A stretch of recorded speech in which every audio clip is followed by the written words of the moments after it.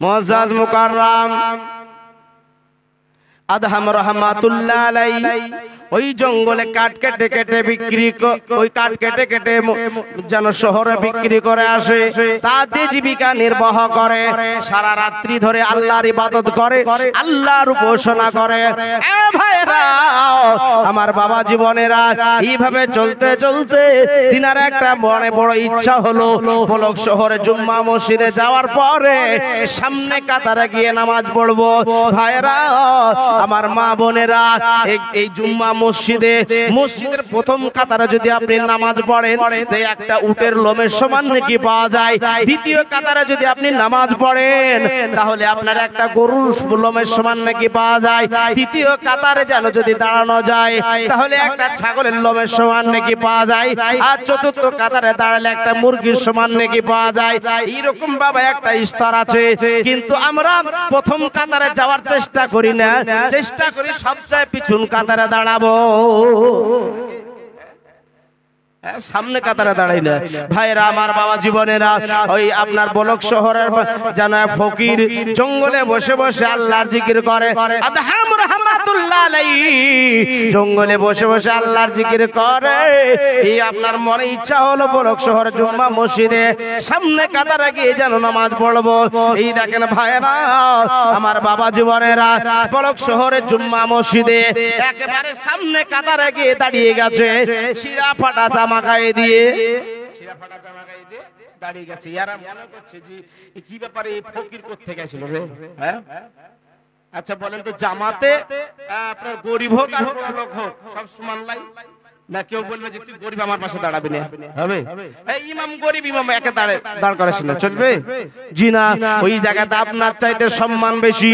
যদি ইমাম সাহেব যদি ছুটিতে বাড়ি যায়, দেখা যাচ্ছে নামাজ পড়ার মতো কেউ নাই, একটা কোরআন শরীফ পড়নেওয়ালা ব্যক্তি, ওই ব্যক্তি আপনার অত্যন্ত গরিব মানুষ, যেন আপনার হাতে খায় পেটে খায়, হাতে খেটে পেটে খায়, এই রকম গরিব মানুষ যদি আপনার কোরআন শরীফ পড়া জানে, আর কোটিপতি সবাই জামাতে আছে, কিন্তু নামাজ পড়ানো কেউ জানে না, তো নামাজের মুসাল্লাই সামনে কাতারে ইমাম কাকে করবে আপনি বলুন? কাকে কাতার দাঁড়াবে? ইমাম হিসাবে কাকে দাঁড় করাবে?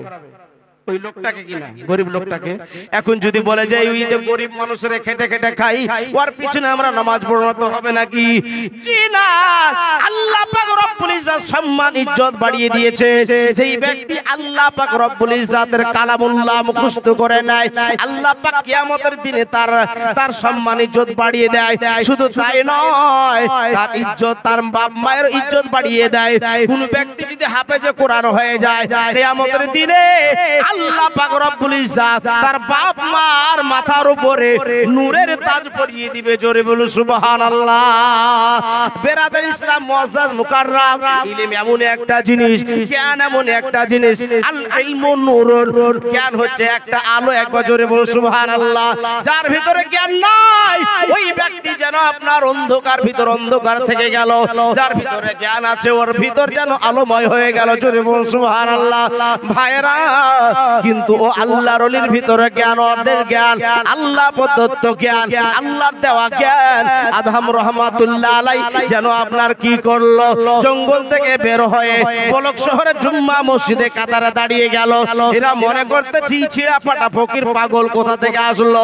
এরা আপনার ঠেলতে ঠেলতে দ্বিতীয় কাতার থেকে তৃতীয় কাতারে, চতুর্থ কাতারে ঠেলতে ঠেলতে একবার পিছন কাতারে ঠেলে দিল। বাবা, পিছন কাতারে ঠেলে দেওয়ার পরে ফকির আদহাম রহমাতুল্লাহ আলাইহি মনটা বড় খারাপ হয়ে গেল, মনে একটা চিন্তা এসে গেল, মনে একটা টেনশন এসে গেল।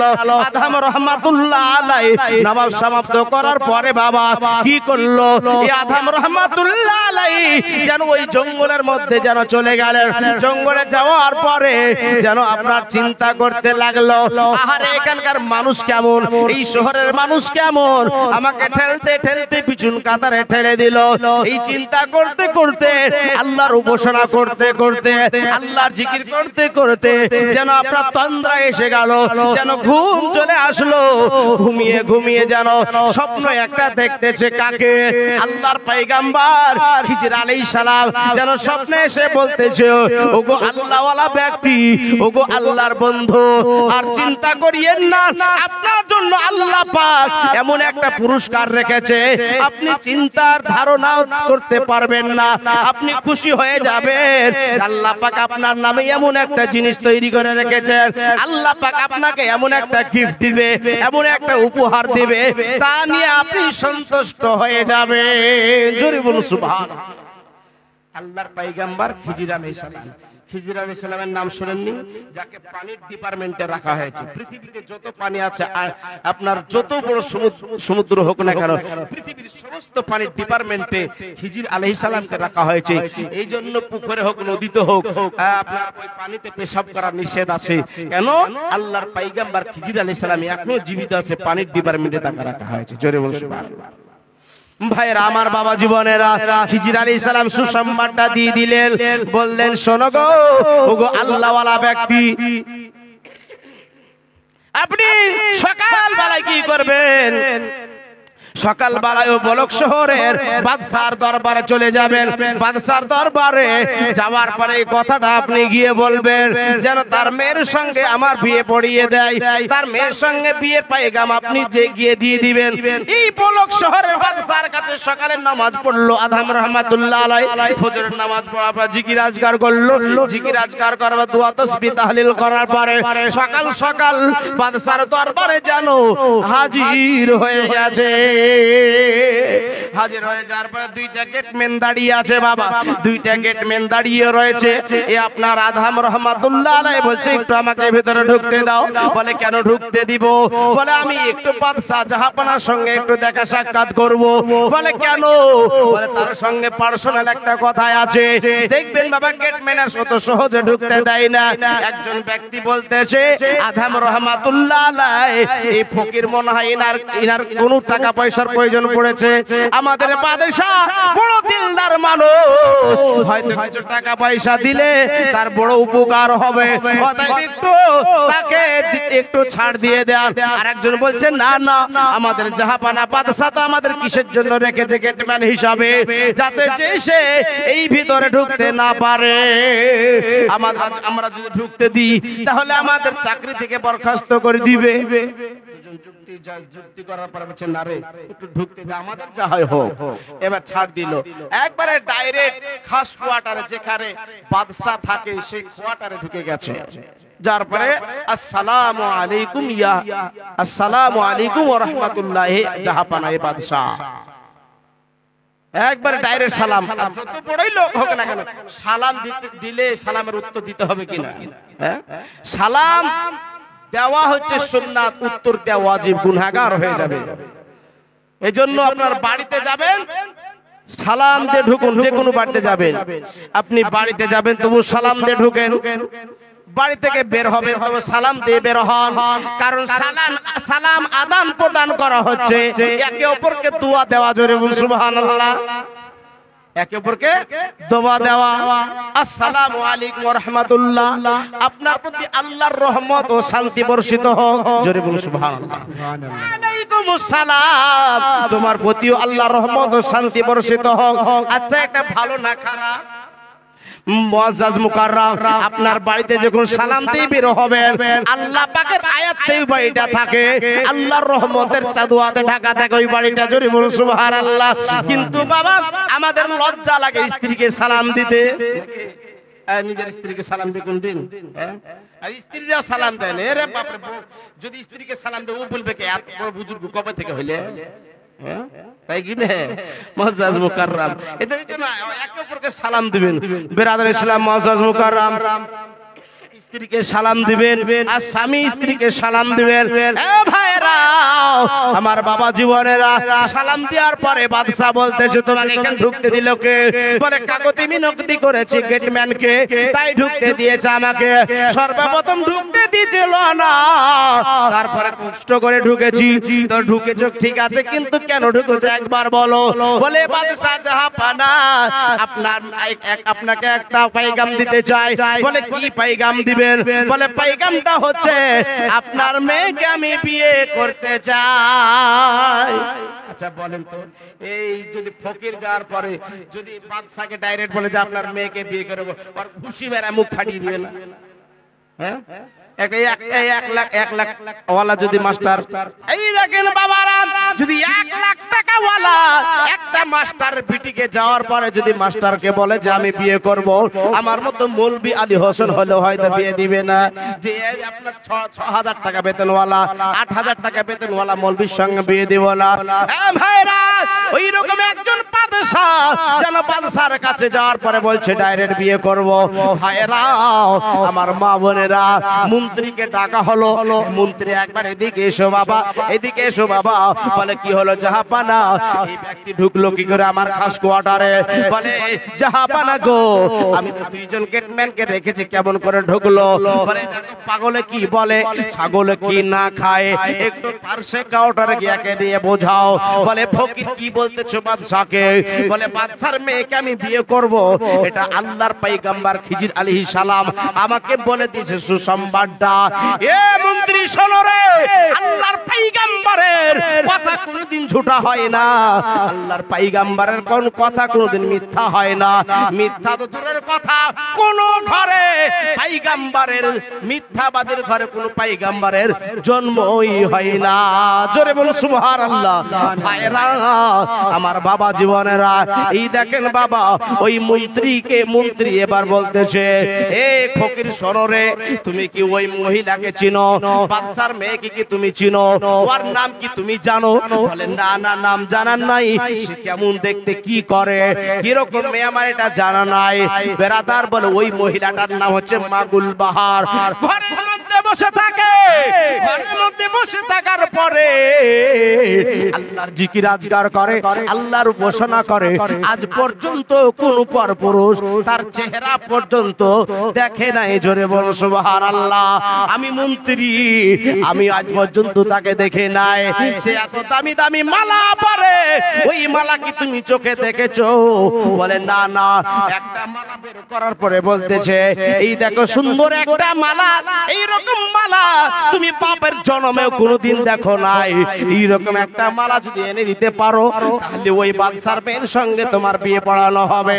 ওই মন্ত্রী মনে করতেছে এই ফকির কিছুই জানে না, পাগল মনে করে তাকে আপনার এই মালাটা দেখিয়ে দিল। বাবা মালাটা দেখিয়ে দেওয়ার পরে ওই ফকির যেন ওইখান থেকে মনটা খারাপ করে, যেন চলে গেল। চলে যাওয়ার পরে যেন আপনার ওই জঙ্গলে বসে বসে আল্লাহর জিকির করতে আরম্ভ করলেন, আল্লাহর উপাসনা করতে লাগলেন। এই দেখেন বাবারা, যেন এবার ওই ফকির আদম রহমাতুল্লাহ আলাইহি জঙ্গলে বসে বসে আল্লাহ জিকির করতে করতে কখন যেন তন্দ্রা চলে এসেছে, কখন যেন ঘুম চলে এসেছে। বাবা এবার ঘুমন্ত অবস্থায় আল্লাহর পয়গম্বর খিজির আলাইহিস সালাম আসার পরে বলছে বাবা ও ফকির আদম, ওগো আল্লাহর বন্ধু, আপনি চিন্তা করিয়েন না, আপনি হলেন আল্লাহওয়ালা ব্যক্তি।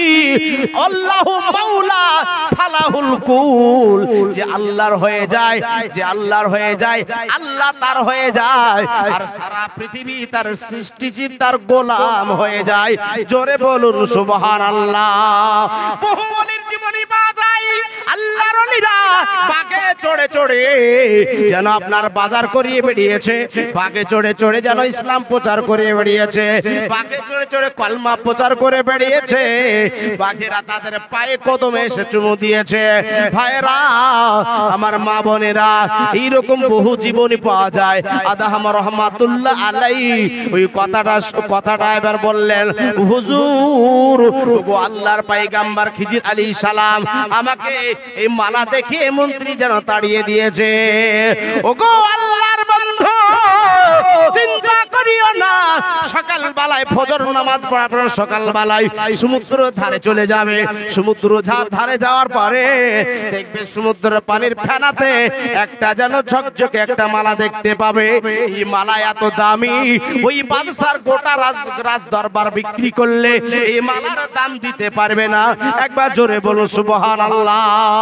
ভাইরা এই দেখেন আমার মা বোনেরা, আল্লাহর ওলি ফজরের নামাজ পড়লো, জিকির আজকার করলো, একটু নবীর শানে দরুদ পাঠ করলো, কিয়াম দরুদ করে আল্লাহর ওলি আদহাম রহমাতুল্লাহ আলাইহি যেন এবার হাঁটতে আরম্ভ করলো। হাঁটতে হাঁটতে হাঁটতে সমুদ্র ধারে পৌঁছালেন। সমুদ্র ধারে পৌঁছানোর পরে বাবা দেখতেছেন যেন একটা ফেনাতে একটা ঝকঝকে ঝকঝকে একটা মালা চলে আসলো ফেনাতে ভেসে। ওই মালাটা দেখে আল্লাহর ওলি আদহাম রহমাতুল্লাহ আলাইহি যেন খুশিতে বাগবাগ হয়ে গেল। আল্লাহর ওলি আদহাম রহমাতুল্লাহ আলাইহি ওই মালাটা নিয়ে চলতে আরম্ভ করলো। কোথায় বাবা? চলতে চলতে বাদশার দরবারে পৌঁছে গেলেন। বাদশার দরবারে পৌঁছানোর পরে আল্লাহর ওলি আদহাম রহমাতুল্লাহ আলাইহি ওই যেন আপনার মন্ত্রীকে ডেকে ডেকে বলে, ওগো মন্ত্রী, তুমি যে বলেছিলে এই মালা যদি এনে দিতে পারে একটা, তাহলে ওই বাদশার মেয়ের সঙ্গে আমার বিয়ের ব্যবস্থা করে দিবে। এই দেখো মালা নিয়ে চলে এসেছি। এই মালাটা তো দেশে মালা নয়, এই মালাটা আল্লাহ পাক জান্নাত থেকে পাঠিয়ে দিয়েছে। জোরে বলুন সুবহানাল্লাহ। ভাইরা আমার মা বোনেরা, এই মালাটা দেখে যেন আপনার চোখ কপালে উঠে গেছে, আশ্চর্য হয়ে গেল।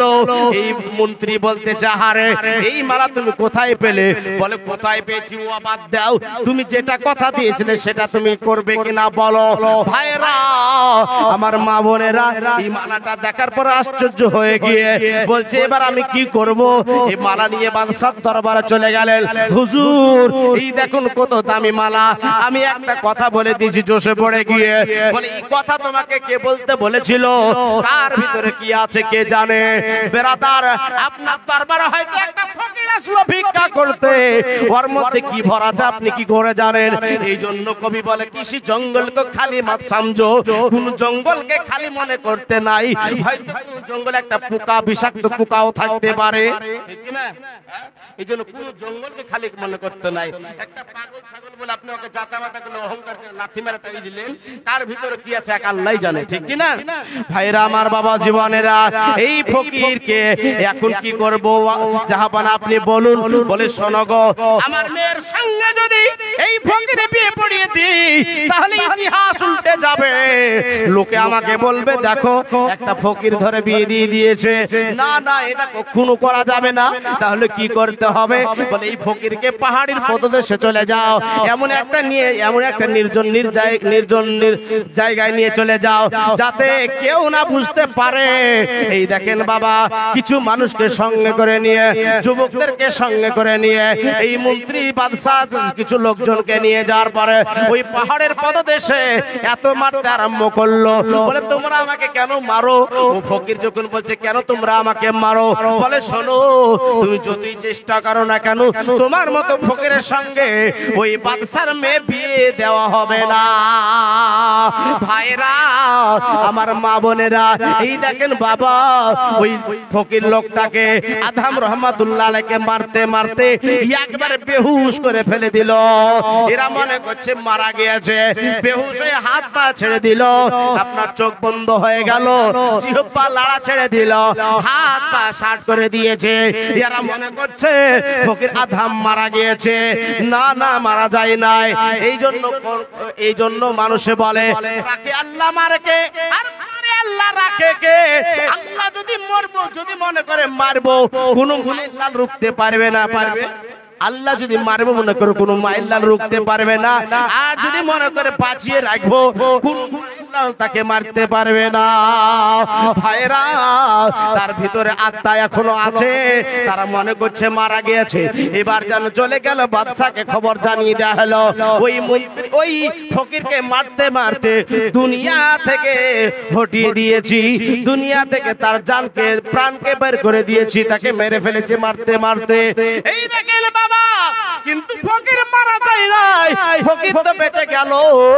আর এইদিকে একটা ঘটনা ঘটে গেল কি, বাদশার মেয়ে যার নাম হলো মা গুলবাহার, জিন্দেগিতে তার কণ্ঠের আওয়াজ কোনো পরপুরুষ শোনে নাই, জিন্দেগিতে তার কোনো চেহারা কোনোদিন দেখে নাই, আর জিন্দেগিতেও ওই নারী কারো কোনো পরপুরুষের চেহারা দেখে নাই, কোনো পরপুরুষের আওয়াজ পর্যন্ত শুনে নাই।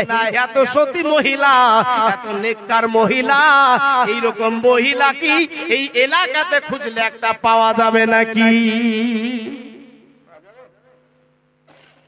পাওয়া যাবে তো? জি, আরে বাপ রে, আরে জালসাতে আপনাদের মেলা নাই, আমরা জালসাতে যাই তো, কত পরশুদিন একটা জালসাতে গাড়ি চালাচ্ছি তো, মানে সামনে যাচ্ছে না, এত ভিড়, আর ঠুটে ঠুট পালিশ, আর চোখে আসকারা মাস্কারা, আর এমন ভাবে সেজে আছে, তা দেখি আশ্চর্য রে ভাই। হ্যাঁ ভাইরাল ইসলাম, বেরাদার ইসলাম, আজকে মহিলা আর কাপড়, যদিও তো আপনার কাপড় কিনে তো নতুন কাপড় আপনার বাড়িতে ভরে রেখে মাথায় কাপড় দিবে, আর ফ্যাশন চুল যদি বড় হয় তো কাপড়টাকে এই দিক দিয়ে কানের দিকে পেঁচিয়ে দিবে যাতে চুলটা দেখতে পায়। হ্যাঁ ভাইরা আমার, বাবা জীবনেরা, আত্তাইসুল লা ইয়াদখুলুল জান্নাহ, আল্লাহ রাসূলের হাদিস, আত্তাইসুল লা ইয়াদখুলুল জান্নাহ, যারা দায়ুস ব্যক্তি হবে তারা জিন্দেগিতেও জান্নাতে যাবে না। সাহাবারা জানতে চাইলেন দায়ুস কারা? বলে যারা নিজের পেটিকে পর্দায় রাখতে পারে না, যারা নিজের মাকে পর্দায় রাখতে পারে না, যারা নিজের মাকে পর্দায় রাখতে পারে না, এরাই হলো দায়ুস ব্যক্তি। একটা মহিলা 5 জন ব্যক্তিকে জাহান্নামে নিয়ে যেতে পারে। কারা কারা? প্রথম স্টেজ হচ্ছে বাপ মা দুইটা, স্কুলে যাচ্ছে, কোথায় যাচ্ছে তার ঠিক আছে, হ্যাঁ বাপরে ডিস্কো সাজে, আপনার যদি এতে ওই টেলারের দোকানে যাচ্ছে, যদি একটু ঢিল হয়ে যায় পোশাক, তুই বলবে ঢিল হয়ে গেল টেলার, তুমি ভালো টেলার নাই, টাইট করে দাও ভালো করে। হ্যাঁ মুআজ্জাজ মুকাররম, ইয়ার বাকি তো জাহান্নামের বর্ণনা দিব নাকি? হ্যাঁ মামুনেরা, আল্লাহ রাসূল যখন মেরাজ শরীফে গেল, মেরাজ শরীফে যাওয়ার পরে জিবরিল সঙ্গে রয়েছেন। ভাইরা, যেন জাহান্নামে কিছু নারীকে দেখতে পাওয়া গেল, যেন চুলের ভরে তাদেরকে ঝুলিয়ে রাখা হয়েছে, চুলের ভরে গোটা বডিটা চুলের ভরে ঝুলিয়ে রাখা হয়েছে। আপনার চুল ধরে যদি এইভাবে টানে কেমন লাগে? ভাইরা আমার, বাবা জীবনেরা, ওই চুল ধরে ঝুলিয়ে রাখা হয়েছে, আর নিচে দাও দাও করে আগুন জ্বলতেছে। জিবরিল আমিনকে বললেন, জিবরিল এরা কারা? আমার নবী কি জানে কি জানে না? নবী সব জানে। কেন? দলিলের প্রয়োজন রয়েছে। আচ্ছা, আপনার একটা জমি, ওই জমিটার যদি আপনি বলেন যে এটা আমার জমি, তো লোকে বিশ্বাস করবে?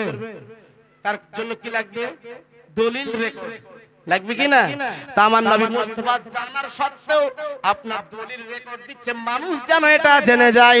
ভাইরা আমার, বাবা জীবনেরা, এই দেখেন বাবা, জিবরিল আমিনকে জিজ্ঞাসা করা হলো, বলে ইয়া রাসূলুল্লাহ আরেকটু এগিয়ে চলুন। আরেকটু এগিয়ে গেলেন, আরেকটু এগিয়ে যাওয়ার পরে কি দেখতে পেলেন বাবা? কিছু নারীকে স্তনের ভরে যেন ঝুলিয়ে রাখা হয়েছে, মায়েদের স্তনের ভরে আগুনের বনশি কেড়ে দিয়েছে, উপর দিকে ঝুলিয়ে রাখা আছে, আর নিচে দাও দাও করে আগুন জ্বলতেছে। ইয়া রাসূলুল্লাহ আরেকটু এগিয়ে চলুন। আরেকটু এগিয়ে গেলেন, এগিয়ে যাওয়ার পরে যেন কিছু নারী আর কিছু পুরুষ আছে, একটা জায়গায় ভালো মাংস আর একটা জায়গায় পচা মাংস। আপনাকে যদি পচা মাংস আর ভালো মাংস দেওয়া হয়, তা আপনি ভালো খাবেন না পচা খাবেন? ভালো খাবেন না পচা খাবেন? ভালো খাবেন। কিন্তু ওরা ভালো খায় না, ভালো খায় না, ওরা যেন পচা মাংসটা খাচ্ছে। এই দেখেন বাবা, আমার নবী মুস্তাফা বলেন, জিবরিল এরা কারা? বলে হুজুর আরেকটু এগিয়ে চলো। আরেকটু যাওয়ার পরে দেখতেছে কিছু যুবক আর যুবতী পুরুষ জাহান্নামের আগুনে দেয়া হয়েছে, তারা যেন উপর একবার যায় নিচে যায়। আগুন দেখবেন যখন জ্বালিয়ে দেওয়া হয়, আগুন কোন দিকে ওঠে? কোন দিকে ওঠে? উপর দিকে উঠে, আগুন উপর দিকে যায়, নিচে আবার নামে। দেখবেন আরেকটা উদাহরণ দিয়ে আপনি তাহলে বুঝতে পারবেন, মা বোনেরা ভালো করে বুঝতে পারবেন। মা বোনেরা যখন বাড়িতে ভাত রান্না করে, ভাত রান্না করার সময় ওই হাঁড়িতে যখন পানি ফোটে, পানি ফোটার সময়তে ওই ভাতগুলো, ওই চাউলগুলো একবার উপরে উঠে নিচে নামে, নামে কিনা? মা বোনেরা ভালো জানে। এইরকম ভাবে যুবক আর যুবতী এরা যেন উপর দিকে উঠে আর নিচে নামে। নবী মুস্তাফা বলতেছেন, জিবরিল আমিন, এরা কারা বলো? আর এরকম অসংখ্য জাহান্নামের ঘটনা আছে। জিবরিল আমিন বলছেন, ইয়া রাসূলুল্লাহ, হাবিবাল্লাহ, হুজুর গো, ওই প্রথমবার দেখলেন যেটা দেখলেন চুলের ভরে ঝুলিয়ে রাখা হয়েছে, এরা হলো পৃথিবীর মধ্যে ওই নারী যারা নিজের চুলকে খোলা রেখে যেন রাস্তায় রাস্তায় ঘুরে বেরিয়েছে। এরকম নাই, রাস্তায় যাচ্ছে আকাশ হোসেন আর বাতাস খাতুন চুলকে এড়ে ঘুরে বেড়াচ্ছে। তো আকাশ হোসেন বাতাস খাতুনকে আপনার বলবে কি না, একখান জিনিস চলে গেল, বলবে কি না? ভাইরা, একটা কোন নারী যখন রাস্তাতে বের হয়, শয়তান তাকে দ্বিগুণ সুন্দরী করে দেয় যাতে পুরুষের চোখে লেগে যায়। জোরে বলুন নাউজুবিল্লাহ। বেরাদার ইসলাম মুআজ্জাজ মুকাররম, আল্লাহ রাসূল বলেন, ওই দ্বিতীয় নম্বরে যাদের স্থানের ভরে ঝুলিয়ে রাখা আছে আগুনের নিচে, ওই নারীগুলা কোন নারী?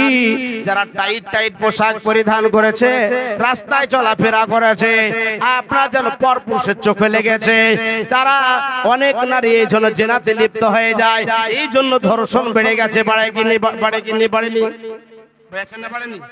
ধর্ষণ কেন বেড়েছে? নারীকে যদি না দেখে তো ধর্ষণ এমনি বাড়বে? এই যে টাইট ফিটিং নারীরা পোশাক পরেছে, এই জন্য ইয়া রাসূলুল্লাহ, এরা হচ্ছে ওই ব্যক্তি, টাইট ফিটিং ব্যক্তি। বেরাদার, আরেকটু কিছু এগিয়ে গেলেন, এগিয়ে যাওয়ার পরে ওই যে কিছু নারী আর কিছু পুরুষকে দেখতে পেলেন। এরা কারা? বলে যুবক আর যুবতী। দেখবেন হ্যালো, সিঙ্গুড়ার ভিতরে আলু কেমন করে গেল, ঘরে আছে এদিকে আর ওদিকে যাচ্ছে, এই যে পুরো মোবাইল চলছে, ভিডিও এটি তো শেষ করে দিল। বাচ্চা থেকে শুরু করে শফিকের ভিডিও, এই শফিকের ভিডিও আর ভিডিও দেখা সম্পূর্ণ হারাম। হ্যাঁ, ছোট থেকে একবারে প্রেম করা থেকে বাচ্চা থেকে প্রেম করা শিখেছে। হ্যাঁ, শফিকের ভিডিও অনেকে দেখেন না, একবার ভিডিও বাচ্চা ছেলের হাতে দিলেই শফিকের ভিডিও চালু করে দিচ্ছে। ভাই এতে এত কোন বদমাশের বদমাশ রে ভাই, কি শুরু করেছিল? ভাই বাবা জীবন, মা বোনেরা, আপনাদের কোলে সন্তান মানুষ হবে, মা গুনে বিটি আর 8 গুনে রুটি। মা গুনে বিটি, 8 গুনে রুটি। মায়ের কোলে সন্তান তৈরি হবে, মা যেইভাবে তৈরি করে সেইভাবে তৈরি হবে।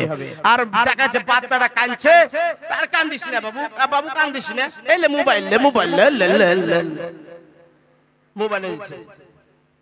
ব্রাদার ইসলাম মুআজ্জাজ মুকাররম, খবরদার এটা করবেন না। আমার নবী মুস্তাফার বেটি মা ফাতেমা নিজের সন্তানকে তৈরি করেছেন, মোবাইলটা জুড়ে দিয়েছেন। মোবাইলটা তখন মোবাইল ছিল কি? ছিল মোবাইল, তাহলে বুঝে যে হ্যাঁ মোবাইলটা জুড়ে দিয়েছে। ভাই বাজুবানেরা, আমার মা ফাতেমা যখন ইমাম হাসান হুসাইনকে ঘুম পাড়িয়েছেন, কোরআন তেলাওয়াত শুনিয়ে শুনিয়ে ঘুম দিয়েছে। জোরে বলুন সুবহানাল্লাহ, সুবহানাল্লাহ, সুবহানাল্লাহ। ভাইরা, আমার মা বোনেরা, ভাই বাবা জীবনেরা, এই জন্য এটা কখনো করবেন না। ওয়াজ কোথায় রেখেছিলাম মনে আছে?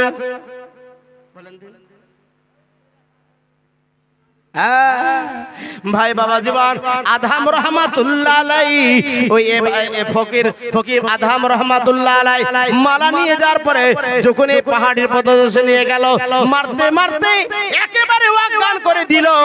এরা মনে করছে মারা গেছে, না না, মারা যায়নি, সে কিন্তু আপনার চেতন আছে, তাকে আল্লাহ পাক বাঁচিয়ে রেখেছে। ভাই বাবা জীবন, এইদিকে একটা ঘটনা ঘটে গেছে। কি? ওই জাহান্নামের কথা মনে নাই? জাহান্নামের কথা, একটা কথা ছুটে গেছে। জাহান্নামের কথাটা কি? কিছু নারী আর কিছু পুরুষ, এরা কারা? দুনিয়ার মাঝে যারা জেনা করে বেরিয়েছে যুবক অবস্থায়, যুবতী অবস্থায়। এই জন্য সাবধানে, মায়েদেরকে একটু সাবধানে পর্দায় রাখবে। হ্যাঁ ওই হ্যালো করতে করতে শেষ। আর আরেকটু কিছু দূর এগিয়ে গেলেন, আরেকটু কিছু দূর এগিয়ে যাওয়ার পরে ওই যে পচা মাংস আর পচা ডেকচি, এখন যুবকদেরকে দেয়া হলে এবার বিবাহিতরা এবার রেডি হন, যারা বিবাহিত তারা রেডি হন। ভাই বাবা জীবন, পচা মাংস আর ভালো মাংস এর অর্থ কি? কিছু নারী আর কিছু পুরুষ ওই ভালো মাংস বাদ দিয়ে পচা মাংসটা খাচ্ছে। এর অর্থটা হলো এটাই, তারা দুনিয়ার মাঝে নিজের পবিত্র বিবিকে, নিজের পবিত্র স্ত্রীকে ঘরে রাখার পরে যেন অন্য নারীর সঙ্গে পরকিয়া করে বেরিয়েছে, অন্য নারীর সঙ্গে প্রেম করে বেরিয়েছে। এরকম হয় না? নিজের স্ত্রী ঘরে আছে তো আর একটার সঙ্গে লাইন লাগিয়ে দিয়েছে, সেটা করেন না? আর নারীরাও কিন্তু এরকম হয়, স্বামী ঘরে আছে আর পুরুষ অন্য পরপুরুষের সঙ্গে কট লাইন লাগিয়ে দিয়েছে। দুই ছেলে তিন ছেলের মা। আমাদের এলাকাতে খুব হয়, আপনাদের এলাকাতে আছে কিনা আমি জানি, আপনাদের এলাকায় নাই? হ্যাঁ আছে? না না, বলতে গিয়ে মায়ের খাবো নাকি দরকার নাই, দু পয়সা ইনকাম করতে এসে বেড়াতে ইসলাম। আমাদের এলাকাতে খুব ঘটে এইরকম, বাবা দুই ছেলের মা তিন ছেলের মা পালিয়ে যাচ্ছে, পরের সঙ্গে কট লাইন লাগিয়ে দিচ্ছে। ভাই বাবা জীবনেরা আমার, এটা ভরি ভরি ঘুরতেছে কেন? এটা হলো পর্দার জন্য, পর্দা করে না এই জন্য। ভাই বাবা জীবন, তো মা গুলবাহার জিন্দেগি তো কোনো পরপুরুষের চেহারা দেখে নাই, আজ পর্যন্ত কোনো পরপুরুষের গায়ে হাত দেয় না, আজ পর্যন্ত তাকে তার চুল পর্যন্ত কেউ দেখে নাই, কণ্ঠের আওয়াজ পর্যন্ত শুনে নাই। ও মা বোনেরা শুনে যান, রাতের বেলা আপনাদের পায়ের এই হাতের চুড়ির আওয়াজ পর্যন্ত পর্দা। কারণ যদি চুড়ির আওয়াজ হয় তো মানুষে বুঝবে যে মেয়ে ছেলে চুড়ির আওয়াজ হইলো, বুঝতে পারবে কিনা? হ্যাঁ, আর যদি পায়ের ঘুঙরু বাজে, ঘুঙরু কি ওই তোড়া তোড়া ঝন ঝন ঝন করে না, ঝনক ঝনক ঝনক, এটা যদি আপনার বাজে এটাও পর্দা। ও মা বোনেরা একটু হুঁশ করে চলবেন, না হলে কিয়ামতের দিন কঠিন সাজা চলবে। মা গুলবাহার যেন আপনার মনটা যখন খারাপ হয়, আব্বা বাদশা মানুষ, ওই বাদশা মা গুলবাহারের জন্য একটা ফুলের বাগিচা করে রেখেছে।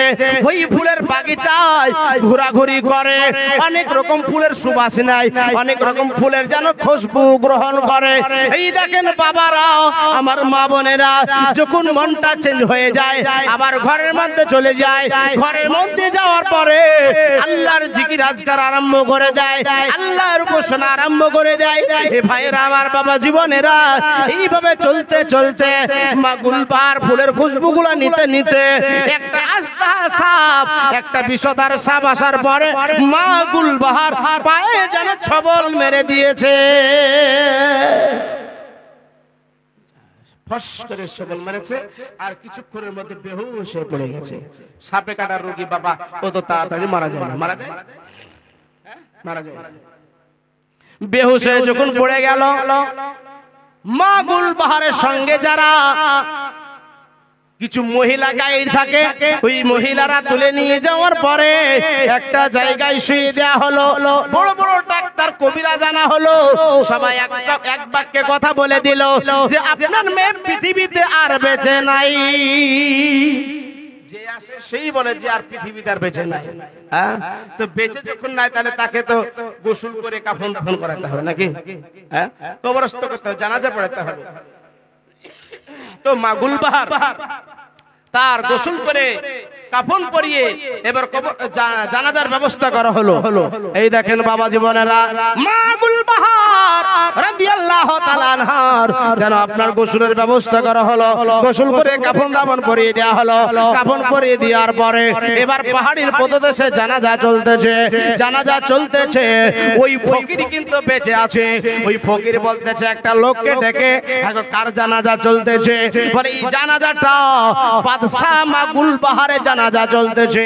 এই ফকির বলতেছে না না, এটা কোনদিন হতে পারে না। আল্লাহর পয়গম্বরের কথা কোনদিন মিথ্যা কথা হতে পারে না। আল্লাহর পয়গম্বর আমাকে বলে দিয়েছে যারা ওই মাগুল বাহারের সঙ্গে আমার বিয়ে হবে, এই কথা কোনদিন মিথ্যা কথা হতে পারে না। তোরা জানাজা পড়, মাটি দিয়ে যা, তারপরে আমি ব্যবস্থা করতেছি। এই দেখেন বাবা, ইমাম সাহেব জানাজা পড়িয়ে দিয়ে এবার কবরস্থ করে দিয়ে বাবা চলে গেল। আর এই ফকির যেন কি করলো, কবরের মাটিগুলো সরাতে আরম্ভ করলো। কবরের মাটিগুলো সরানো হলো। কবরের মাটি সরানোর পরে পাটাতনগুলো সরালো। পাটাতনগুলো সরানোর পরে বাবা ওই কবরের মধ্যে ঢুকলো। কবরের মধ্যে ঢোকার পরে মা গুলবাহারকে তুললো। মা গুলবাহারকে তোলার পরে একটা গাছের নিচে নিয়ে গেল। গাছের নিচে টেক লাগিয়ে দিল। টেক লাগিয়ে দেওয়ার পরে আল্লাহর দরবারে দুহাত তুলে দোয়া করতে যাবে। আল্লাহ পাক বলেন, হে বান্দারা, তোমরা যখন বিপদে পড়বে তোমরা আমার কাছে চাও। উদউনি আস্তাজিব লাকুম, বান্দা তোমরা আমার কাছে চাও, আমি তোমাদেরকে দিব। জোরে বলুন সুবহানাল্লাহ। চাওয়ার মতো চাইতে হবে। আল্লাহর ওলি আল্লাহর দরবারে দুহাত তুলে দোয়া করলেন বাবা, যেন দোয়া করতে যাবে দোয়া অর্ধেক হতে না হতেই দেখতেছেন তিনজন ব্যক্তি যেন ওই জঙ্গলের পদদেশ দিয়ে যাচ্ছে। আল্লাহর ওলি আদহাম রহমাতুল্লাহ চিন্তা করছে, আরে এরা কি জানে, কি মনে বাদশার লোক কি হবে না পাঠিয়েছে, আমি কবর থেকে তুলেছি। হ্যাঁ বেরাদার ইসলাম মুআজ্জাজ মুকাররাম, আল্লাহর ওলি আদহাম রহমাতুল্লাহ আলাইহি ওই জঙ্গলের মধ্যে ঢুকে গেলেন। এদেরকে দেখার পরে হয়তো তারা জেনে গেছে, তাই বলে জঙ্গলে ঢোকার পরে একটা জায়গায় লুকিয়ে গেল। দেখি এরা কি করে। ওই তিনজন ব্যক্তি মিশর থেকে আসতেছিল। মিশর থেকে আসতেছিল। ওই তিনজন ব্যক্তির মধ্যে একজন হচ্ছে মাওলানা আলেম ব্যক্তি, আর একজন ডাক্তার, আর একজন যেন কবিরাজ। জোরে বলুন সুবহানাল্লাহ। তিনজন ব্যক্তি, একটা আলেম, একটা ডাক্তার আর একটা কবিরাজ, তিনজন ব্যক্তি। এই তিনজন ব্যক্তি আসার পরে দেখতেছে একজন কাফন পরানো কাফন মুড়ানো যেন কোন ব্যক্তি, অজানা অচেনা মহিলা। এবার ভালো করে লক্ষ্য করে দেখলো এই মহিলাটা যেন সাপে কাটা রোগী। মহিলাটা এখনো মারা যায় নাই। মিশরের নামি দামি কবিরাজ আছে। ওই কবিরাজ কি করলো, জঙ্গলের গাছগাছড়া নিয়ে আসলো। গাছগাছড়া নিয়ে আসার পরে কি করলো বাবা, ওই গাছগাছড়ার রস দিয়ে তাকে সুস্থ করলো।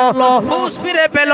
হুঁশ ফিরে পাওয়ার পরে বলছে, কারা তোমরা, কারা, দূরে সরে যাও। আজ পর্যন্ত কোনো পুরুষ আমাকে দেখে নাই, তোমরা দূরে সরে যাও।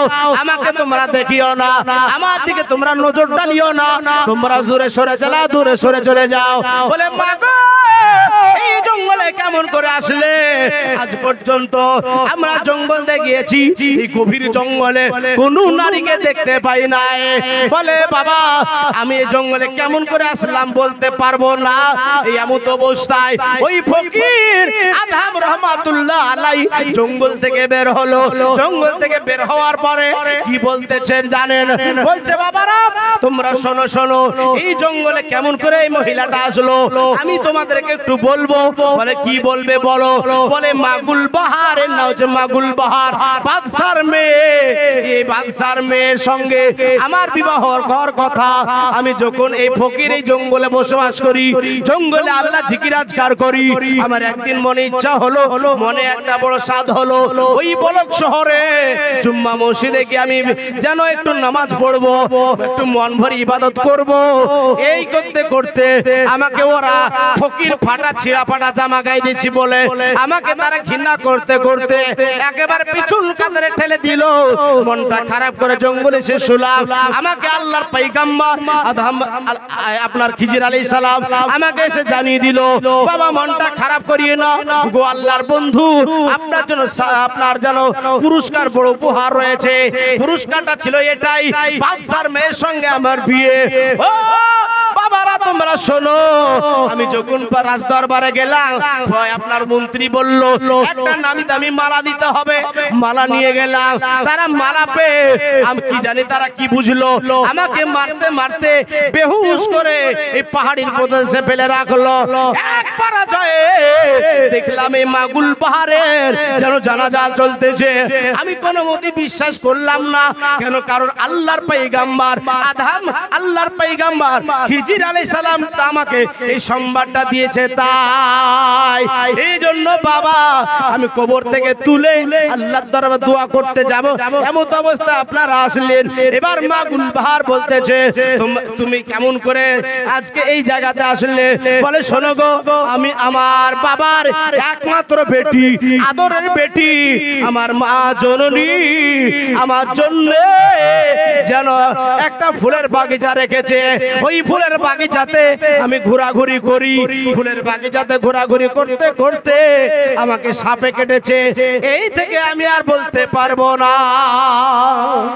জোরে বলুন সুবহানাল্লাহ। সুবহানাল্লাহ, সুবহানাল্লাহ। এটা তোফা চলে এসেছে। হ্যাঁ হ্যাঁ, আরেকটু হবে। সুবহানাল্লাহ। কি গো সভাপতি, কি ব্যাপার?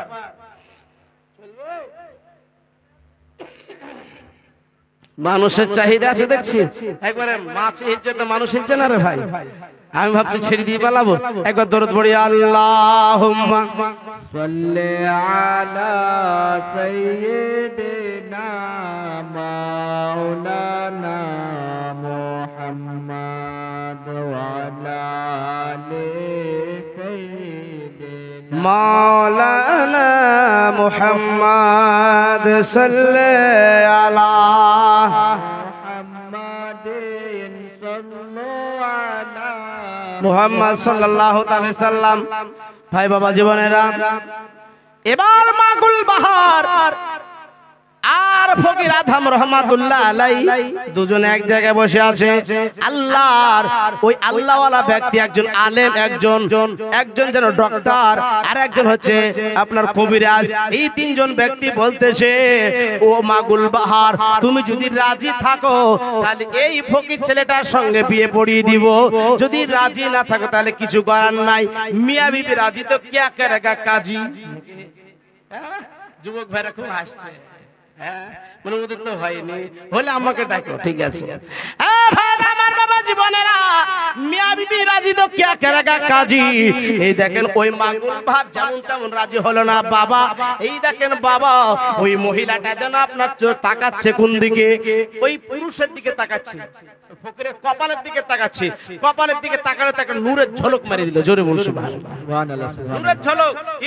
ইনি ছিলেন আল্লাহর ওলি, আর উনি ছিলেন আল্লাহর ওলি। জোরে বলুন সুবহানাল্লাহ। আল্লাহ চাইছে আল্লাহর সঙ্গে মিলন ঘটাবে। জোরে বলুন সুবহানাল্লাহ। হ্যাঁ, আর এখনকার মেয়ে ছেলে আমার মতো মৌলবীকে যদি দেখে, এই দাড়ি আলাকে বিয়ে করা যাবে। হ্যাঁ, ওদের প্লেন করবে, প্লেন চাচা প্লেন করবে, আর ফুচফুচ হুচুম হুচুম দাড়ি, বুঝতেছেন কিনা? একে বিয়ে করবে।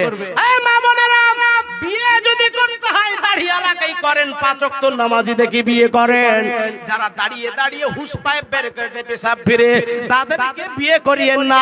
এরা নাপাক গায়ে সারা জীবন ঘোরাঘুরি করে। যুবক ভাইরা, তোমরা সাবধান হয়ে যাও, নাপাক গায়ে ঘোরাঘুরি করিও না। নাপাক গায়ে ঘোরাঘুরি করলে আল্লাহর বরকত আসবে না। বাবা জীবন সময় স্বল্প, তাই অল্প অল্প করে ছেড়তেছি। কেন? আমাকে এখন থেকে সারা রাত বকতে বলেন, কোনো ব্যাপার নাই, কোনো ব্যাপার নাই। ভাই বা জীবনেরা আমার, মাগুল বাহার তিনি আপনার যেন বিয়েতে রাজি হয়ে গেলেন। গাছ যদি ভালো হয় তার ফলও ভালো হবে, আর গাছ যদি মরা টাওরা হয় তার ফল ভালো হবে না। এই দেখেন বাবা বিয়ে পড়িয়ে দিল, শর্টকাটে আমাকে সাজতে হবে। বিয়ে পড়িয়ে দিল, বিয়ে পড়িয়ে দেওয়ার পরে তারা যেন বাড়ি চলে গেল। বাড়ি যাওয়ার পরে এরা দুজন মিলে ওই জঙ্গলে কুড়া ঘরে বসে আল্লাহর উপাসনা করে, আল্লাহর জিকির করে। রাত যায় দিন আসে, দিন যায় রাত আসে, রাত যায় দিন আসে। এই করতে করতে বাবা তার গর্ভে একটা সন্তান আসলো। এই দেখেন আপনার 1 মাস 2 মাস, যখন 10 মাস 10 দিন হলো, একটা ফুটফুটে চেহারা পৃথিবীতে বাচ্চা হলো। তারা যুক্তি করে নাম রাখলো ইব্রাহিম। জোরে বলুন সুবহানাল্লাহ। সুবহানাল্লাহ, সুবহানাল্লাহ। নাম কি রাখতে হবে? ভালো নাম রাখতে হবে কিনা? হ্যাঁ, নাম ভালো রাখতে হবে না? আমরা নাম রাখছি কালু। প্রত্যেকটা গ্রামে কালু আছে।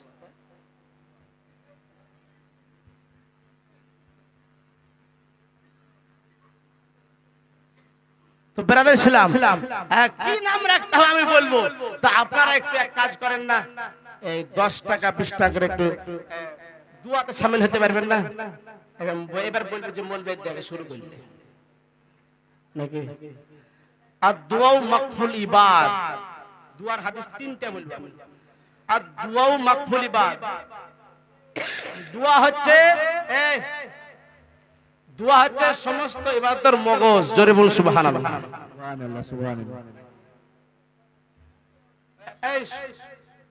একটা রুমাল নিয়ে যাও, মৌলবীদের রুমালের বরকত আছে। ভাই আমার 20 টাকা দিয়েছে, এমন টাকা দেন যে আমরা এখানে পালা লেগে যায়। সুবহানাল্লাহ। দেখেন আরেক ভাই আমার 50 টাকা দিয়েছে। সুবহানাল্লাহ সুবহানাল্লাহ। ইনশাআল্লাহ নামের ব্যাপারে বলবো আপনাদেরকে লাস্টে, একটু দেন সুবহানাল্লাহ। না পারলে 5 টাকা দিয়েও শামিল হবেন। তাহলে আদুয়া মাকবুল ইবাদ, দোয়া হচ্ছে সমস্ত ইবাদতের মগজ। আর দুআউ তারাদ্দুল বালা, দোয়াতে বালা মুসিবত দূর হয়। জোরে বলুন সুবহানাল্লাহ। দোয়াতে বালা মুসিবত দূর হয়। একজন ভাই আমার 20 টাকা দিয়েছে, আর একজন ভাই আমার 100 টাকা দিয়েছে। সুবহানাল্লাহ। তা আমার যুবক ভাইরা গো সুবহানাল্লাহ সুবহানাল্লাহ। আর এক যুবক ভাই আমার 50 টাকা দিয়েছে। যুবক ভাই তোমাদের ব্যাপারে লাস্টে দুটো কথা বলবো যাতে ঠিক থাকতে পারো। এই যুবক ভাইরা পাল্লা পাল্লিতে দেন তো একটু দেখি কে পারে। এই তোফা ভাবিলেন না যে শুধু খানা, এই তোফা লাখ টাকার চেয়ে দামি জিনিস। জোরে বলুন সুবহানাল্লাহ। লাখ টাকার চেয়ে দাম বেশি। যে যা খাবেন ও শুধু মনে করে খাবেন, আল্লাহ পাক শেফা দান করবে। জোরে বলুন সুবহানাল্লাহ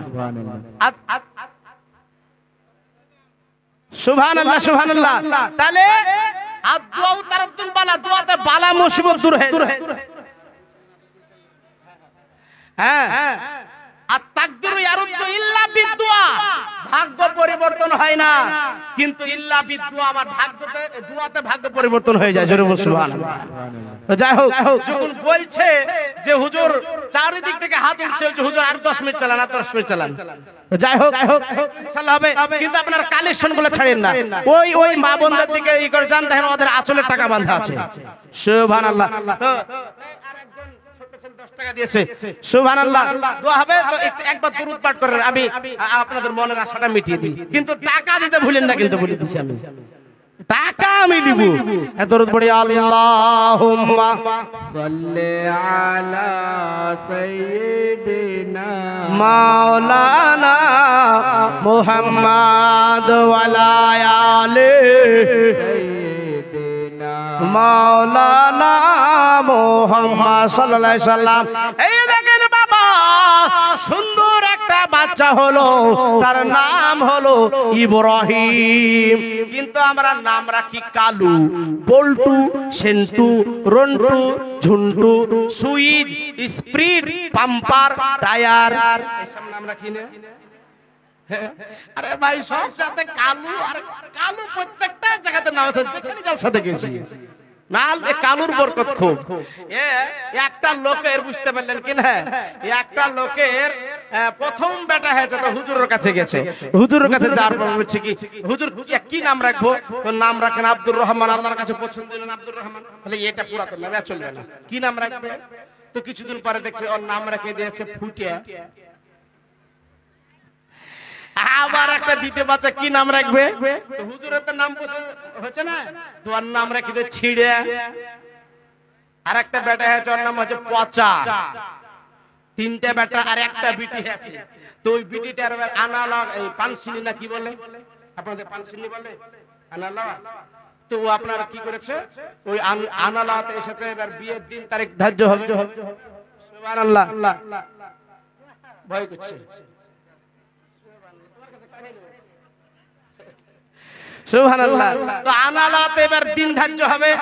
তো এবার বলছে ছিড়া বেটা পার্টি নেই তো, যে আরে প্রথম আসার পরে ছিড়া পার্টি।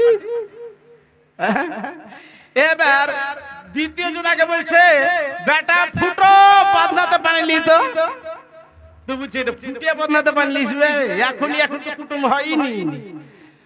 বেটা পচা নাস্তা লিয়ে আই, যে এখন পচা নাস্তা খাওয়াবে, এরা তো কুটুম ভালো হবে না। আর একটা বেটা আছে, 4টে বেটা, লাঠি, এই লাঠি বেটা নিয়ে গাই তো, আর ইয়ারা যাও মারিয়াচ্ছে, দৌড় দে, এবার মার চলবে, তাড়াতাড়ি করে পালা। এই দাঁড়াও দাঁড়াও, বলছে না দাঁড়ানো হবে না, তোমরা মারবে আমাদেরকে। তো এরকম যদি হয় তো কিয়ামতের দিন কেমন চলবে? ফেরেশতারা লাঠি নিয়ে দেবে, বাটাম নিয়ে দাঁড়িয়ে থেকে, একবারে বাটাম নিয়ে দাঁড়িয়ে থেকে। ভাইরা আমার বাবাজি বলে তো নাম রাখবেন হুজুরের কাছে যাওয়ার পরে, হুজুর একটা সুন্দর নাম বলেন। হ্যাঁ ভাইরা আমার বাবা জীবনেরা, ইব্রাহিম বিন আদহাম রাহমাতুল্লাহর বেটার নাম রাখলো মুহাম্মদ, ইব্রাহিম রাখলো আল্লাহর পয়গম্বরের সঙ্গে নাম রাখলো। বাবার নাম রাখবেন আল্লাহর সঙ্গে, আল্লাহর সঙ্গে নাম রাখলে একটু হুঁশ করে রাখবেন। আব্দুর রহমান, শুধু রহমানিয়া বলে ডাকেন না, কাইয়ুম তো বলে অনেকে, কাইয়ুম, এ রহমানিয়া, এ কাইয়ুমিয়া, খবরদার কারণ নাম খেয়াত বাইরে রাখবেন না, নাহলে গুনাহগার হয়ে যাবে। নাম রাখলে আব্দুর রহমান, আব্দুল কাইয়ুম, আল্লাহর সঙ্গে মিল রাখলে এই হুঁশ করে রাখবেন। আর যদি না হলে গোলাম মুস্তাফা, আব্দুল মুস্তাফা, জিয়াউল মুস্তাফা, আব্দুর রহমান, ইবাদুর রহমান, এই সব নামগুলো রাখবেন। সুন্দর নাম রাখলো আল্লাহর পয়গম্বরের সঙ্গে নাম ইব্রাহিম। এই দেখেন বাবা, রাত যায় দিন আসে, আর দিন যায় রাত আসে। এই দেখেন বাবা, সন্তানটা যখন একটু বড় হলো, এবার তারা স্বামী স্ত্রীতে যুক্তি করতেছে। কি যুক্তি করতেছে? বলে এরে আমার অর্ধাঙ্গিনী, ওরে আমার বিবি, এ বিবি শোন, একে মা চিনাতে গেলে, একে বাবা চিনাতে গেলে, একে হাদিস কোরআন চিনাতে গেলে, ইসলাম ধর্ম কি জিনিস চিনাতে গেলে, একে মাদ্রাসায় ভর্তি করে দিতে হবে, নইলে হয়তো আপনার যেন পাম্বটি হয়ে যাবে। আমরা কিন্তু কোরআন শিক্ষা দিই না ছেলেদেরকে, ইংরেজি, ইতিহাস, ভূগোল, যত যা শিক্ষা আছে সব শিক্ষা দিই। হ্যাঁ, আচ্ছা বলেন তো, যদি খালি পেটে একটা মূলো খান, খালি পেটে মূলো খেলেন, তারপরে সকালে 8টার সময় নাস্তা খেলেন, দুপুরে ভাত খেলেন, রাত্রে ভাত খেলেন, তো ভুল করে যদি আপনার একটা ঢেকুর উঠবে, কিসের ঢেকুর উঠবে? হ্যাঁ, মূলো ঢেকুর উঠবে না? তো সবই তো খাবার কথা ঢেকে দিলে, তো ও কেন উঠলো পরে ঢেকুর? এই মুসলমান, পৃথিবীতে ইংরেজি, ইতিহাস, ভূগোল যতই আপনার থাক না কেন, ইঞ্জিনিয়ার পড়েন না কেন, ডাক্তার পড়েন না কেন, প্রফেসর করেন না কেন, কিন্তু প্রথম স্টেজ ওকে কোরআন শরীফ শিক্ষা দিতে হবে। সমস্ত শিক্ষাকে ভেদ করে আল্লাহর কালাম উপরে থাকবে, জোরে বলুন সুবহানাল্লাহ। এই দেখেন বাবা, আল ইলমুন নূরুন, জ্ঞান হচ্ছে একটা আলো। এই জন্য সন্তানদেরকে এমন একটা জ্ঞান দেন, সে যেন বাপ মাকে সম্মান করতে শিখে, বাপ মাকে যেন দেখভাল করে। বড় হয়ে যাওয়ার পরে মাস্টার হলো আর বাপ মায়ের মুখে লাথি মেরে দিল, ও শিক্ষার কোনো দাম নাই। আছে বাবা, ভাই বাবা জীবনেরা, এমন শিক্ষা দেন যেন পরবর্তীতে আপনাকে ব্যথা না পেতে হয়। মুসলমান, এবার বল, আপনি গাছের জড় যদি কেটে দেন, ওই গাছের উপরে পানি ঢাললে কোনো লাভ হবে না? লাভ হবে? কোনো লাভ হবে না বাবা। এই জন্য আপনার গাছের শিকড় যাতে না কেটে যায়, শিকড় যাতে পচে না যায়, এই জন্য ভালো ভালো জিনিস দিতে হবে, আপনার দানা বীজ দিতে হবে, তাহলে গাছের জড়টা কাটবে না। হে মুসলমান, সন্তানকে মানুষের মতো মানুষ করুন, দেখবেন আমাকে আপনাকে ইজ্জত করবে, সম্মান করবে। ও ভাই বাবা জীবনেরা, এই জন্য আরবি, ওকে একটা করে আরবি মূলো খাওয়ান, এর নাম দিয়েছি বাবা আরবি মূলো, আরবি মূলো খাওয়ান। এই জন্য ইব্রাহিম তিনাকে মাদ্রাসায় ভর্তি করে দিল। আপনার জঙ্গল থেকে বের হয়ে একটা মাদ্রাসায় থুয়ে আসে সকাল বেলায়, আর সন্ধ্যা হলে ইব্রাহিমকে বাড়ি নিয়ে চলে আসে। সকাল হয়, সকালে রেখে আসে, আর সন্ধ্যাবেলায় পড়িয়ে নিয়ে চলে আসে। ওই বাদশা মাদ্রাসার পাশ দিয়ে একজন ঘোড়াতে টাকমাক টাকমাক করে চলে যাচ্ছে, আর সুমধুর কণ্ঠে কোরআন শরীফ পড়তেছে। তো কোরআন শরীফ কণ্ঠের এই পড়ার আওয়াজটা বাদশার কানে গেল। তো বাদশার কানে যখন গেল, আহারে এত সুন্দর কণ্ঠ, এত সুন্দর আওয়াজ, তিনি আর থাকতে পারলেন না। বাদশা নেমে গেলেন, নেমে যাওয়ার পর মাদ্রাসা ঢুকলেন। মাদ্রাসা ঢোকার পরে মাদ্রাসার যিনি হেড শিক্ষক আছেন, হুজুরকে সালাম জানালেন, আসসালামু আলাইকুম। ওয়া রাহমাতুল্লাহ। ওয়া আলাইকুমুস সালাম ওয়া রাহমাতুল্লাহ। জাহাপানা হঠাৎ করে মাদ্রাসায় ব্যাপারটা কি? বলে এই মাদ্রাসার কোনায় একটা ছেলে কোরআন শরীফ তেলাওয়াত করতেছে। ওই ছেলেটা কোথাকার একটু আপনাকে আমাকে কি বলবেন? আহারে কি সুন্দর কোরআন তেলাওয়াত, শুনে যেন মনটা জুড়িয়ে গেল। দেখবেন একজনের ওয়াজ শুনলে বা কোন তেলাওয়াত শুনলে কত সুন্দর লাগে। আপনারা বলছেন হুজুর আরো আধ ঘন্টা বলেন তাহলে আরো শুনবো, ভালো লাগছে বলি তো বলছেন নাকি? ব্রাদার ইসলাম মুআজ্জাজ মুকাররম ইব্রাহিম বিন আদহাম রাহমাতুল্লাহ আলাইহি তার কণ্ঠের আওয়াজটা শোনার পরে বলে ওটা হলো একটা ফকিরের বেটা, জঙ্গল থেকে রেখে যায়, আবার যেন আগে সন্ধ্যাবেলা নিয়ে চলে যায়। একটু করে এগিয়ে গেল, এগিয়ে যাওয়ার পরে বাবা আপনার চেহারাটা দেখতেছে অবিকল, তার মাগুল বাহার মেয়ের চেহারার সঙ্গে মিল আছে। চেহারার সঙ্গে মিল হবে না কেন? ওয়ারই তো মেয়ের গর্ভের বেটা নাকি ভাই বাবা জীবনেরা। সুবহানাল্লাহ সুবহানাল্লাহ। দেখেন আর একজন 100 টাকা দিয়েছে। হ্যাঁ আমাকে খুশি হ্যাঁ সুবহানাল্লাহ সুবহানাল্লাহ। এইরকম নাইলে হয়, কিছু কিছু জায়গাতে এরকম হয়। কেউ আবার দেখা যাচ্ছে 1000 টাকা দিয়েছে, রেকর্ড আছে কোন কোন জায়গায়, না শুনে কথা শুনে দেয়। তো যাক আল্লাহ হায়াত দারাজ করে 100 টাকা আমাকে দিয়েছে। সুবহানাল্লাহ সুবহানাল্লাহ। তো ইব্রাহিম বিন আদহাম রাহমাতুল্লাহ আলাইহি কণ্ঠের আওয়াজ শুনে তার চেহারাটা দেখে তাজ্জুব হয়ে গেল, আশ্চর্য হয়ে গেল। একবার অবিকল আমার মেয়ের চেহারার সঙ্গে মিল। অনেক সময় দেখা যায় না বাপ মা চেহারার সঙ্গে মিল থাকে, হ্যাঁ আমাকে দেখলে বলে দেয় যে তুমি অমুকের বেটা, লাই বলে দেয় চেহারার সঙ্গে মিলের জন্য, বলে হ্যাঁ আমি অমুকের বেটা। হ্যাঁ মুসলমান, এই জন্য ইব্রাহিম বিন আদহাম রাহমাতুল্লাহ আলাইহি তিনি পড়াশোনা করতেছিলেন। ওই হেড শিক্ষককে বলতেছে হুজুর এই ছেলেটাকে আমি আমার রাজদরবারে নিয়ে যেতে চাই, আপনার মতামত কি বলুন? বলে হুজুর আপনি নিয়ে যাবেন, আমার কিছুর বলার নাই, কিন্তু ফকির আসলে তো একটু খোঁজাখুঁজি করবে। বলে ফকির আসলে আমার রাজদরবারে পাঠিয়ে দিবে, তার রাজদরবারে আমার রাজদরবারে গেলে তার উপহার আমি দিয়ে দিব। ভাইরা আমার বাবা জীবনেরা, এই দেখেন সন্তানটাকে ইব্রাহিমকে যেন ঘোড়ার উপরে চড়িয়ে নিয়ে টাকমাক টাকমাক করে চলতে আরম্ভ করলো। বাদশার দরবারে গোসল করানো হলো।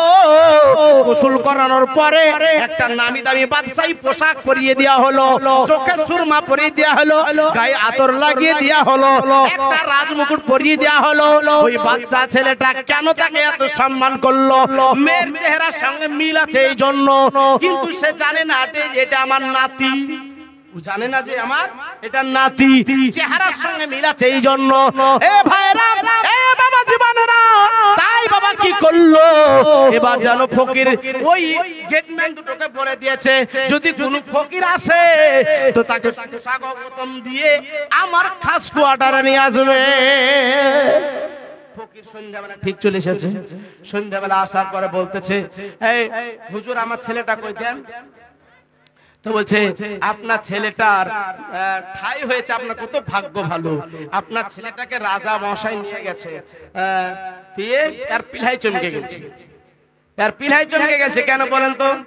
কে বলতে পারে? কেন? ওই যে মাছ চলে আসলো, মার চলে আসলো, ওকে বাটাম চলে আসলো, এই জন্য। এই তো এবার তো আমাকে আবার মনে হয় মারবে যদি জেনে এলাই যে ওর মেয়েকে বিয়ে করেছি আমি। ভাইরা আমার বাবা জীবনেরা, কিন্তু নিজের জমি যদি কেউ জোর করে দখল করে লাই, মারপিট করে হলে দখল করবেন। আচ্ছা এটা শেষ করে দিই। তো নিজের জমি যদি হয়তো মারপিট করে হলে দখল করবে কি না? করবে। কিন্তু এই জন্য বাবা কি করলো? আদহাম রাহমাতুল্লাহ আলাইহি একেবারে রাজদরবারে চলে গেল। যাওয়ার পরে ওই বাদশা বলছে ফকির তুমি লাই, তুমি মরনি এখন, হ্যাঁ তো আর রাখে আল্লাহ মারে আল্লাহ রাখে কে? হ্যাঁ তো ছেলেটা কার? বলে আমার। তো ছেলেটা কোথায় বিয়ে করেছে বলে আপনার মেয়ে কি বিয়ে করেছি। জোরে বলুন সুবহানাল্লাহ। হ্যাঁ আমার মেয়ে তো মারা গেছে বলে আপনাকে কি বলেছিলাম যে কোন পয়গম্বরের কথা মিথ্যা হতে পারে না। আপনারা মনে করেছেন মারা গেছে, জানাজা পড়ে ঢেকে দিয়ে চলে এসেছেন, কিন্তু মাটিকে উদড়ে পাটাতন সরিয়ে আপনার মেয়েকে জঙ্গলে নিয়ে যাওয়ার পরে আল্লাহর দরবারে দোয়া করতেছিলাম। আল্লাহর দরবারে দোয়া করতে করতে আর তিনজন মিশর থেকে একজন ডাক্তার, একজন জানো আপনার কবিরাজ, আর একজন আলিম ব্যক্তি, তারা আসার পরে ভালো করে সুস্থ করে আমার সঙ্গে বিয়ে পড়িয়ে দিয়ে চলেছে। আর জানো আজ আপনার মেয়ের গর্ভে এর সন্তান, এই হচ্ছে ইব্রাহিম। জোরে বলুন সুবহানাল্লাহ। তো যাই হোক বাবাজি, এদিকে আরো বিস্তারিত ঘটনা আছে, আর ওয়াজ আগে বাড়াচ্ছি না। একটা আমি শুধুমাত্র আপনাদেরকে গজল পড়া শুনিয়ে দেব, তারপর এখান থেকে চলে যাব। ভাই বাবা যেমন আপনাদেরকে অনুরোধ করি, শুধু ওয়াজ শুনলে হবে না। মা বোনেরা, ও মা বোনেরা, আপনারা ওয়াজ শুনলে হবে না, মাগুল ভার ঘটনা শুনলেন, এই জীবনী শোনার পর নিজের জীবনকে শুধরেলেন।